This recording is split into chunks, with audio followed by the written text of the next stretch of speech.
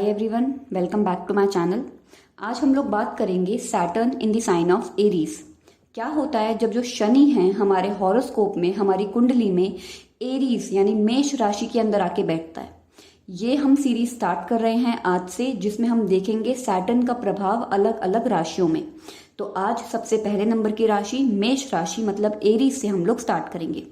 सबसे पहले देख लेते हैं सैटर्न क्या रिप्रेजेंट करता है वैदिक एस्ट्रोलॉजी में।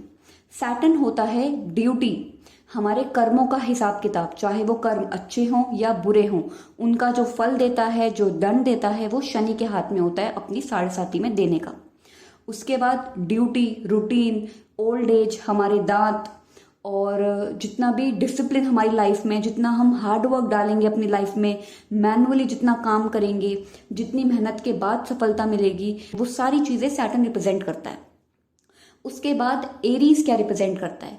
एरीज है एक फायर, एक आग, आपके अंदर का पैशन, अग्रेशन, एक्शन, आप एकदम तेजी में जो काम करते हैं, क्विक मूवमेंट्स, ये सारी चीजें एरीज हमको दिखाता है। Competition, action, dominance, youth, beginning, किसी भी चीज की शुरुआत, वाइटैलिटी, आपकी ओवरऑल पर्सनालिटी में जितनी स्ट्रेंथ है, आप जितना अच्छा अपना इंप्रेशन देते हैं दूसरों को, वो सारी चीजें एरीज रिप्रेजेंट करता है। ये एरीज की एनर्जी है। अब जब इस पोजीशन में सैटर्न आ जाता है तो सबसे पहली बात, सैटर्न डेबिलिटेटेड हो जाता है एरीज में, नीच का हो जाता है। लेकिन इसके फायदे भी हैं और इसके नुकसान भी हैं। सिर्फ नेगेटिव होके किसी भी प्लेसमेंट को अपने हॉरोस्कोप में कभी नहीं देखते, क्योंकि बहुत सारी चीजें होती हैं, बहुत सारे एस्पेक्ट होते हैं। अगर इस सैटर्न पे जुपिटर के एस्पेक्ट हो तो ये सैटर्न बहुत अच्छे रिजल्ट भी देता है। तो ऐसा नहीं है कि कोई एक इंसान ने आपको बोल दिया कि ये आपका नीच है इस कुंडली में तो आपका तो सब बुरा बुरा होगा, ऐसा नहीं होता है। बहुत सारी चीजें और बहुत सारे लेवल्स होते हैं किसी भी एक प्लैनेट को अपने हॉरोस्कोप में देखने के लिए। तो सबसे पहले जो इस प्लेसमेंट से हमको पता चलता है, ये इंसान बहुत ज्यादा मेहनत करेगा।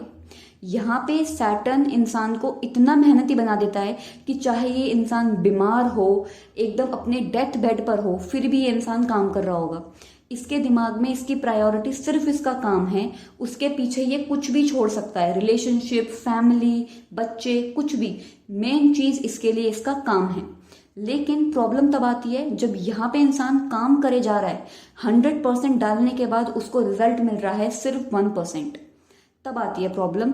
तब ये मोस्टली तब होता है जब या तो और भी ज्यादा मेलेफिक प्लैनेट्स का एस्पेक्ट हो सैटर्न के ऊपर और कोई भी पॉजिटिव प्लैनेट का एस्पेक्ट उसके ऊपर ना हो, तब ये देखा जाता है।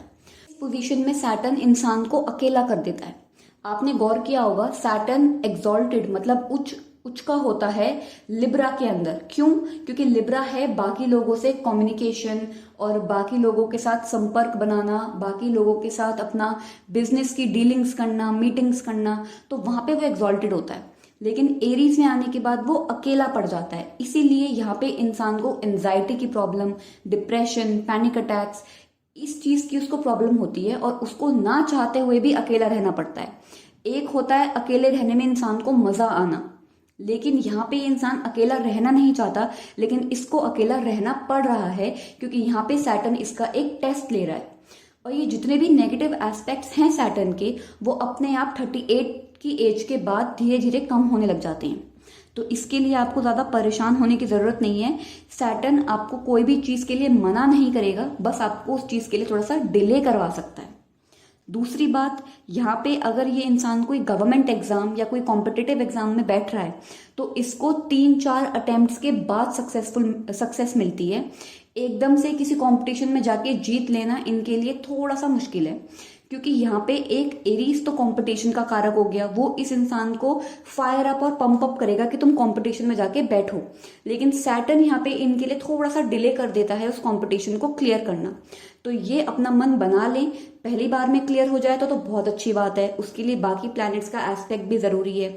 लेकिन अगर ऐसा नहीं होता है तो 3-4 अटेम्प्ट्स इनको देने चाहिए, उसके बाद क्लियर होना इनके लिए लगभग तय हो जाता है, क्योंकि सैटर्न आपके पेशेंस का भी टेस्ट लेता है इस पोजीशन में। अच्छा, ये एक चीज और होती है इन लोगों के साथ, ये कभी कभी अपनी लाइन से भटक जाते हैं। जैसे कि यहाँ पे सैटर्न एक कंफ्यूजन क्रिएट कर देता है। फॉर एग्जाम्पल, इनका हमेशा से मन हो, सपोज करिए इंजीनियरिंग करने का, इन्होंने इंजीनियरिंग कर भी ली, इनको इंजीनियरिंग पसंद भी है, लेकिन उसके बाद ये चले गए एक्टिंग की लाइन में। इन्होंने अपने बहुत साल एक्टिंग की लाइन में वेस्ट कर दिए, वहां से इनको कोई फायदा नहीं हुआ। उसके बाद ये इंजीनियरिंग की लाइन में आए और वहां से इनको फाइनेंशियल गेन्स आना शुरू हो गए। ये एक मेरे क्लाइंट की कुंडली में था और उन्होंने अपने बहुत सारे साल वेस्ट करे थे एक्टिंग लाइन में, लेकिन फाइनली उनको जो गेन्स मिले वो उनके इंजीनियरिंग लाइन में से मिले, क्योंकि वही उनकी लाइन थी। तो यहाँ पे जो सैटर्न है वो इंसान को उसकी बाउंड्री तक कभी बढ़ने ही नहीं देता, क्योंकि वो उसको गलत डायरेक्शन में जाने के लिए फोर्स कर देता है कभी कभी। तो वो चीज भी यहाँ पे बहुत बार देखने को मिलती है। तो ये था overall Saturn in the sign of Aries.